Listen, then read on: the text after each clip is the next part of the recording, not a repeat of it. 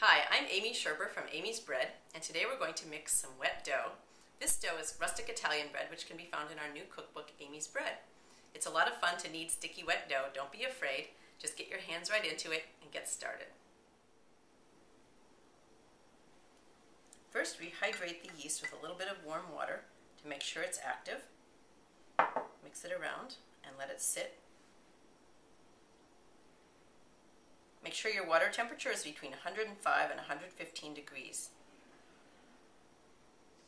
Next, we'll start with our starter. We like to use Picholine starter in our rustic Italian. It's a very soft, wet, bubbly starter, and this has been fermenting for at least 8 hours. We start with all the wet ingredients in the bottom of our mixing bowl. This is 1 7/8 cup of Picholine, which is exactly 1 pound. We also add cool water, and we add our yeast mixture, and we like to mix that around and make it look nice and foamy and bubbly and just get it active. This is one of the best parts, getting your hands into the sticky stuff.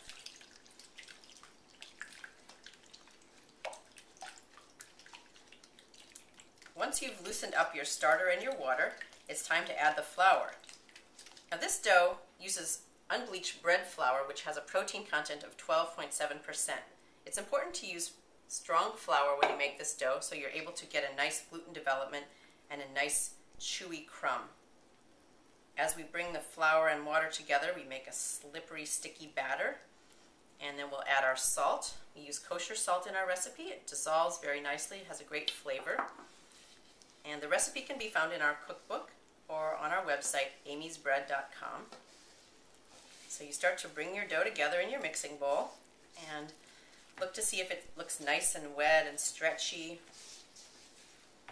If it's not wet enough, we can add a little bit more water, but we try not to add more flour to the dough. We like to keep it soft and loose, and that will give us more flavor and a nice open hold crumb. And we knead it in the bowl for about a minute until we think that it's ready to go onto the countertop, and then we'll mix it on the countertop for another minute until it's a rough, shaggy dough. Now I've moved the dough onto the countertop, and we're just going to knead it for a minute to make sure that it's come together, and then we'll give the dough a rest period so that it can develop gluten without us using all our muscle, and we'll come back and we'll knead it again after 15 or 20 minutes. So this dough is ready to rest. It looks nice and stretchy, but it's definitely not strong or supple yet. But we can just let it absorb the flour, let the protein develop. We'll put it back in our bowl, and we'll give it a rest for 15 minutes, and then we'll come back and knead it again.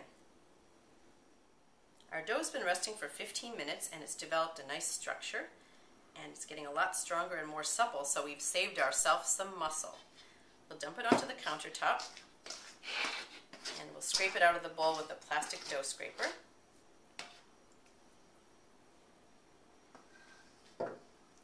When I knead, I try to put a little bit of flour, but not much, on the counter. I like to use the scraper to help me scoop the dough up if it's sticking. And what we'll do is pull the dough over and push away, and we knead and knead and knead. Now the kneading process for this wet dough is about 6 or 7 minutes, and you shouldn't be afraid of the dough looking sticky. Just keep on working on it, and as you go along, you'll see it getting stronger and developing more structure. Don't knead flour into the dough. Just let it go, and don't put any more flour in. You have just enough already, and all you need to do is keep on scraping it off your countertop, and that will really help to develop the dough. You just knead and knead and knead, and this will continue on for about 6 or 7 minutes.